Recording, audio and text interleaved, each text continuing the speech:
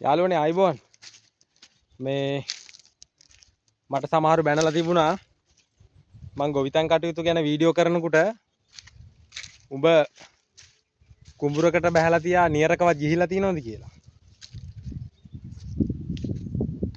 අපි ඇවිල්ලා මහ පොළවේ පය ගහලා ඉන්න මිනිස්සු. ඒකින්ද අපිට කාටවත් බොරුවට ගොවිතැන් කරන්න ඕනේ නැහැ.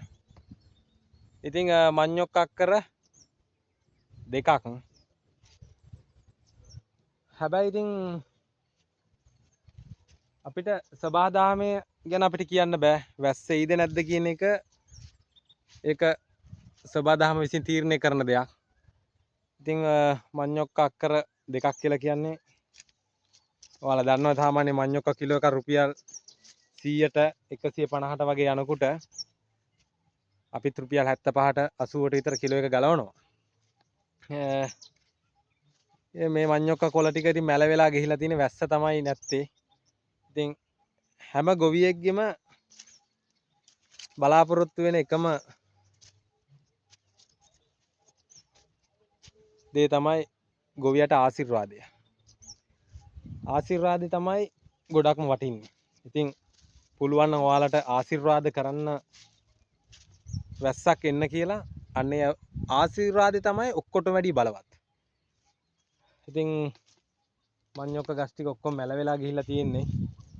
වතුර ගහන්න තැනකුත් නැහැ. ඉතින් ගොඩක් දුර ඉතින් එහෙම වුණොත් බටාය ගහන්න ඕන සාමාන්‍යයෙන් බටාඩි 400 500ක් විතර ලිඳේ ඉඳලා මෙතෙන්ට දාන්න ඕනේ. ඒ වයි ලාම්බු තෙල් මෝටර වලට යන තෙල් වියදමයි බැලුවම් පස්සේ ඉතින් ඇත්තටම හරි අමාරුයි ඉතින් එච්චර දුර කරන්න. හැබැයි ඉතින් අහසේ පොඩි වලාකුළක් තියෙනවා. දෙයියන්ගේ පිටින් ඉතින් වැස්සක් ආවොත් මාත් ගොඩ කියලා තමයි කියන්න තියෙන්නේ.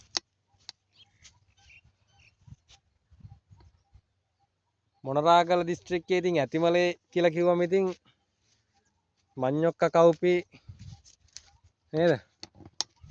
දැන් ඔය කට්ටිය කතාවටත් කියනවලුනේ. මොනරාගල පැත්තේ ළමයි කැම්පස් ගියාම ඒ කැම්පස් එකේ ඉන්න අර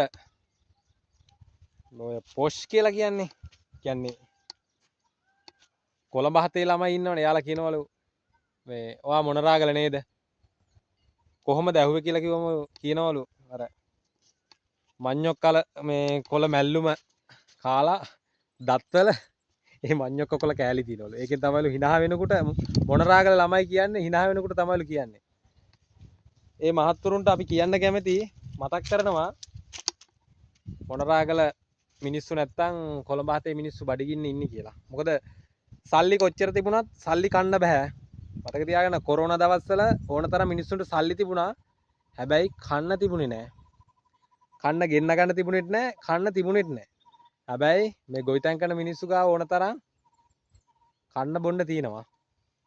ලුණුයි බතුයි කන්න හරි ගෙදර වී අටුව පිරලා තියෙනවා. ඒකින්ද මේ එහෙම අපහාස කරන්න එපා කිසිම පළාතක කිසිම මිනිස්සෙකුට කියලාත් මම මතක් කරනවා. ඉතින් බලමු තව මාස දෙකමාරක් තුනක් යනකොට දෙයියන්ගේ පිටෙන් මඤ්ඤොක් කාලයක් ඔයාලට කන්න පුළුවන් වෙයි. එහෙනම් සුබ දවසක්.